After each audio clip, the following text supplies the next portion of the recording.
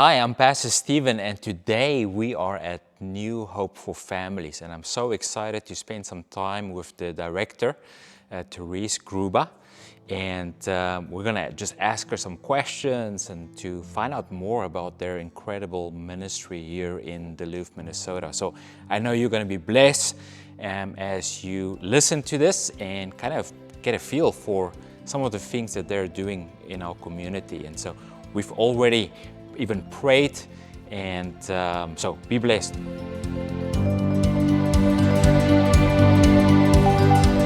Therese, it's so great to be with you today and to see a little bit about what you guys are doing in our community. First of all, thank you. I mean, it is so needed, and I'm sure people watching this will find out how needed this ministry really is within our community. Well, we're in this incredible building. I love the space.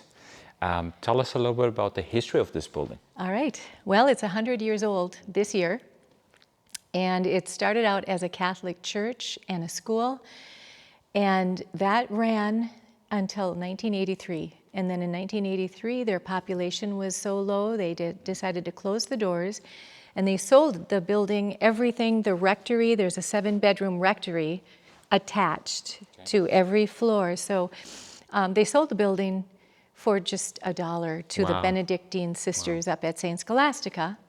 St. Mary's stored records on this floor. This is the top floor, the sanctuary, and then ran a child care center on the main level until June of 2018. We were looking for a home for a family that he'd been a pastor for 13 years. They heard me speak about the great need that we have for more foster families in St. Louis County. The need just kept expanding, and I just kept thinking, where are these kids going that are being orphaned? And I started talking in the community, meeting social workers, making appointments with people, just saying, how can we help? What can we do? And one thing led to another, and we met the 2 Benedictine sisters who were still living in the home. Okay. They heard about our vision to create a foster care community and our need for a home. And when we saw it, at first I just thought, oh, I don't know. It's a lot. It was a lot more than a house. It was a house, but it was attached to this big old building that was kind of crumbly. We've done a lot of repurposing, but there's a mural on the wall down in the lower level. I saw it when we toured that day, and it's a picture of our vision. It shows the sun coming through the bell tower of this building, and there's stick figure families holding hands alongside the building, and then the light is shining through them, through the building, and out into the community. We're not here to send these kids away. We want to pour Jesus Christ and the light of Christ, bring Christ into this, and change this community and have an impact with Jesus Christ on the community. And at the bottom of that mural, it's the words of Jesus, let the children come to me. And it was, like, oh, okay, you're going to do this. We say yes, it's yours. And so he has every step of the way. Everything that you see when you come here is from him. Everything, every piece of furniture, every person, everyone that's involved, the Lord has brought. Most people probably don't have an understanding and awareness of the need in our community when it comes to adoption and orphans, and maybe just give us an overview of what's happening in our community. Well, I can give you a really good example in my own home right now. For the last 3 weeks, we've had 3 that have come out of a very traumatic situation. They had to be removed because of meth history that's gone on since 2011 in their lives, these kids. And that story is repeated almost daily. Every night in St. Louis County, there are over 600 children needing somewhere to sleep outside of their own home because there's a trauma. They've been removed from their home and on any given night. So that's how big the need is. And we don't have enough homes. Now the children in our home, we got a call on a Saturday morning, and the kids were with us that afternoon. And it was a social worker saying, we don't have anywhere to bring them. They're sitting in my office. Would you please be able to take them?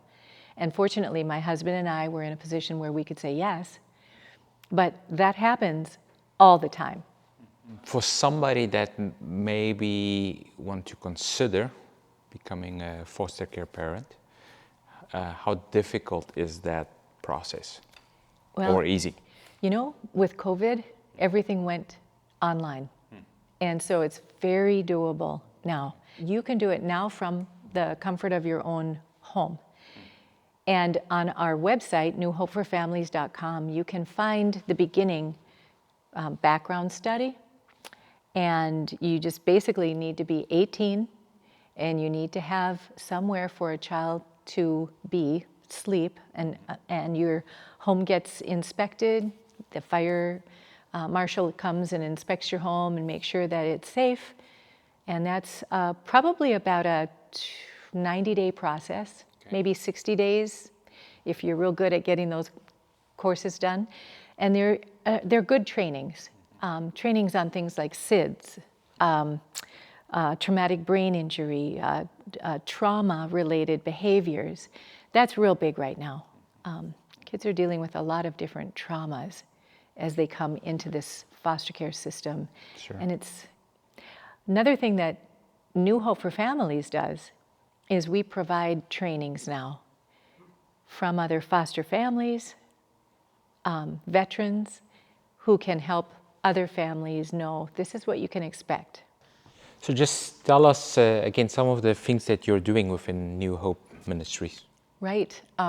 Well, like I said earlier, we were not looking for a community center, but God knew that we needed one to build this community of foster families.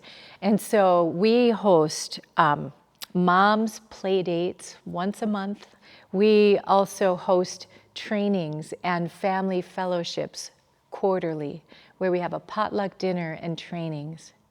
And then we fellowship, and the kids are creating a community. They get together. We host foster family date nights here.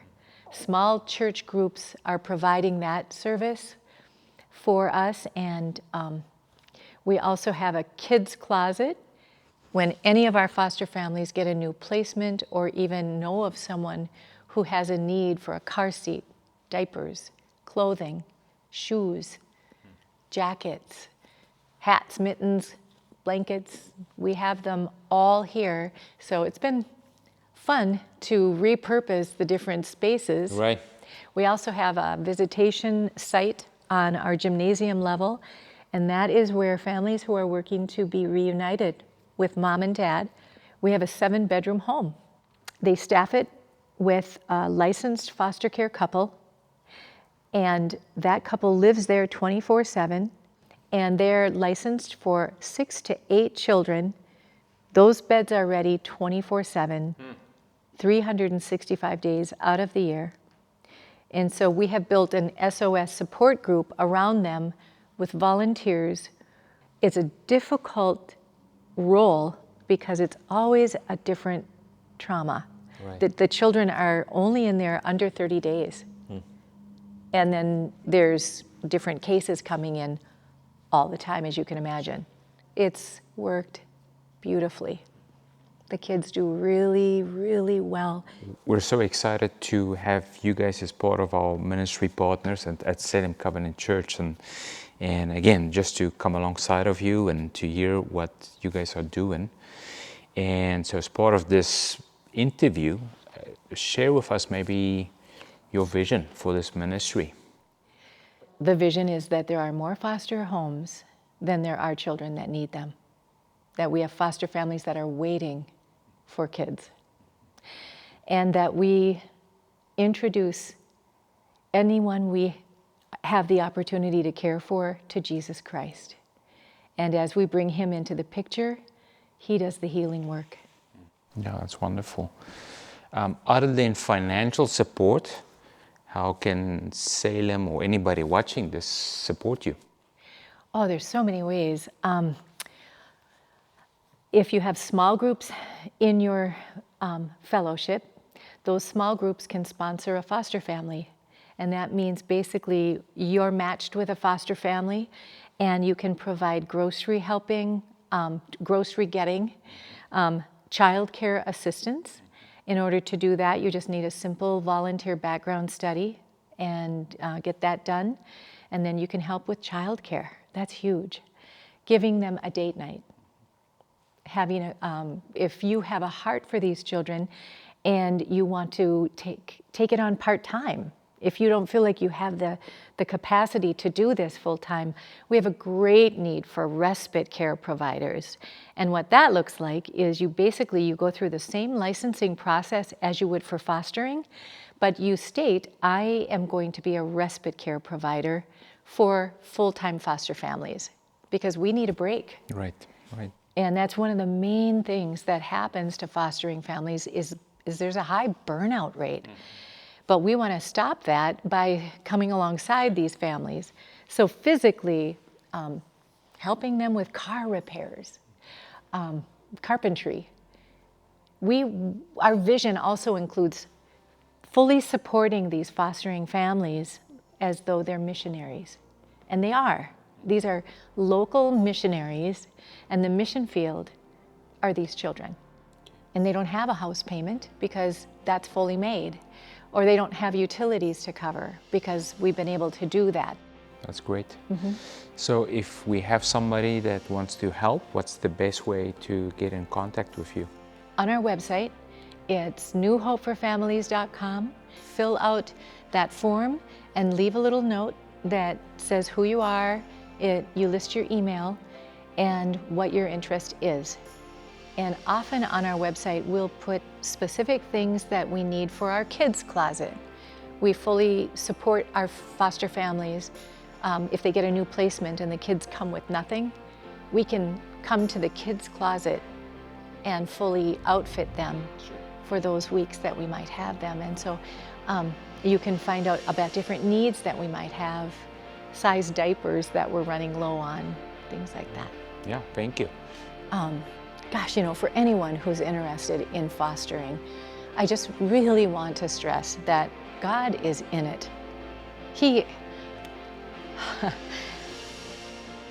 so loves these kids, and they're just falling through the cracks right and left, and he is so present that he'll give you the wisdom that you need when you need it.